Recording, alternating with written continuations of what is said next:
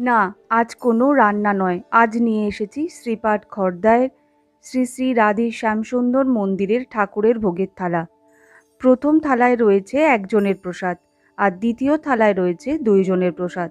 ঠাকুরের নিজ ভোগের থালা আরও অনেক বড় হয়। একটি বড় কাঁসার থালায় সাজানো থাকে শ্যামসুন্দরের 14 থেকে 16 রকমের প্রসাদ। এরপর যেদিন প্রসাদ পাবো তা আপনাদের সঙ্গে শেয়ার করব। আসুন এখানে কি আছে দেখাই। অড়হর ডাল, শুক্তো, আর এখানে রয়েছে মুগ, তারপরে রয়েছে চচ্চড়ি, তারপরে রয়েছে পোস্ত, এখানে রয়েছে রসগোল্লা আর ভাজা, এখানে মালপোয়া, আর এটা হচ্ছে ঘি ভাত, আর এটা হচ্ছে ধোকা আর ছানার ভাজা। এরপরে রয়েছে পরমান্ন, তারপর চাটনি, আর এটা হচ্ছে অন্ন। কেমন লাগলো আমাদের ঠাকুরের প্রসাদ জানাবেন। জয় রাধেশ্যাম।